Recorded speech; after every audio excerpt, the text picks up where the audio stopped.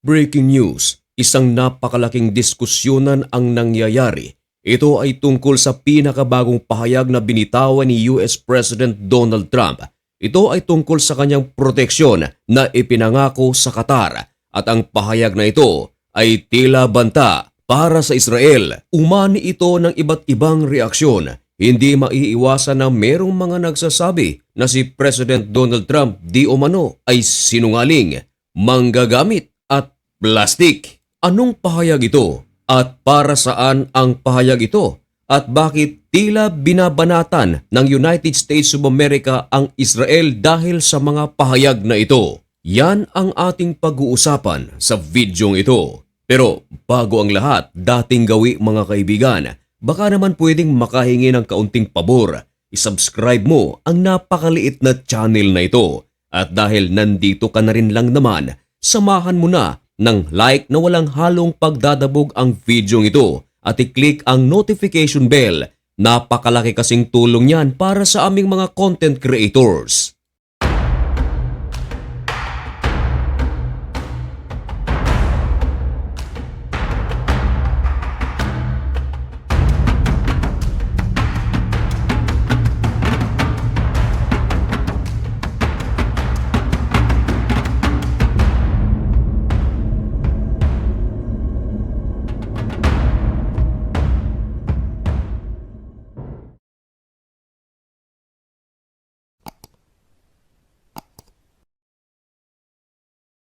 Maligayang pagbabalik mga kaibigan.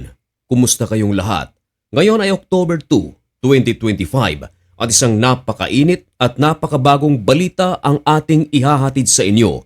Ito ay tungkol sa pinakabagong pahayag na binitawan ni US President Donald Trump at ang mga pahayag na ito kung sakaling totohanin ito ni President Donald Trump, magkakalaban ang US forces at ang Israeli forces. Ang United States of America ay naglabas ng isang executive order.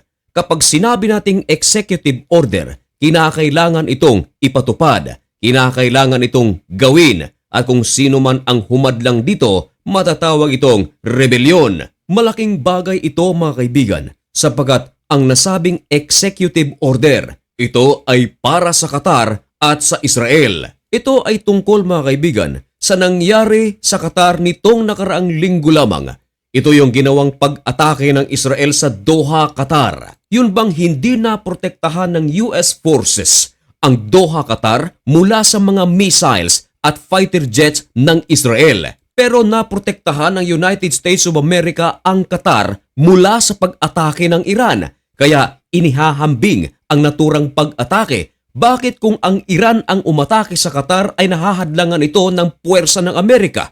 Pero kung ang Israel ang umatake ay pinabayaan lamang ito. Kaya medyo nagtampo ang Qatar, hindi lang ang Qatar, maging ang Arab countries. At katunayan, mismo ang Saudi Arabia ay nakipagkasundo pa sa isang nuclear power country. Nuclear power country na ang United States of America. Pero bakit nakipagkasundo pa ang Saudi Arabia sa isang bansa na merong nuclear weapon? Ito ay ang bansang Pakistan. Sapagat ayon sa ulat, hinahanap ng Saudi Arabia ang security o seguridad sa Middle East dahil hindi nga naprotektahan ng United States of America ang Qatar mula sa pag-atake ng Israel. Ngayon, medyo tinablan si President Donald Trump dahil sa mga aksyon ng Arab countries. Ibinalita ng The Times of Israel na mula sa pag-atake ng Israel, si President Donald Trump ay nagdeklara na ng commitment ang United States of America na poprotektahan nito ang Qatar at hindi na ito muling maaatake pa. At sino naman ang pinatungkulan nito? Israel! Ayon sa mga eksperto, merong dalawang bagay na tinutukoy dito si President Donald Trump. Una, marahil ang tinutukoy ni President Donald Trump na hindi na muling maaatake ang Qatar. Ito ay sa pamamagitan ng pakikipag-usap ng United States of America sa Israel. Dahil alam ng buong mundo na ang USA at Israel ay talagang napakalapit na magkaibigan. Yan ay ang unang punto. At ang ikalawang punto, kung sakaling atakihin ang Qatar mula sa ibang puwersa o lalo na ng Israel dahil Israel naman talaga ang pinag-uusapan dito, malaki ang possibility na tinutukoy ni President Donald Trump na gagamitin nito ang kanilang puwersa upang harangin ang puwersa ng Israel. Pero marami ang mga nagdududa sa mga pahayag ni President Donald Trump. Bakit? Sapagat ang mga pahayag ni President Donald Trump ay lumabas lamang matapos na mangako si Prime Minister Benjamin Netanyahu na hindi na ito muling aatake pa sa Qatar. Ito yung punto na kung saan ang Prime Minister ng Israel na si Benjamin Netanyahu ay humingi ng pasensya sa Prime Minister ng Qatar dahil sa kanilang ginawang pag-atake sa Doha dahil tinarget nito ang mga leaders ng Hamas. Kaya noon, nangako si Benjamin Netanyahu na hindi na ito muling aatake pa sa Qatar. Pagkatapos ng mga pahayag na iyan, lumabas sa balita mula sa The Times of Israel na sinasabi ni President Donald Trump na poprotektahan na nito ang Qatar. Kaya marami ang mga nagsasabi na sinabi lamang ito ni President Donald Trump dahil nangako na si Benjamin Netanyahu na hindi na sila aatake sa Doha.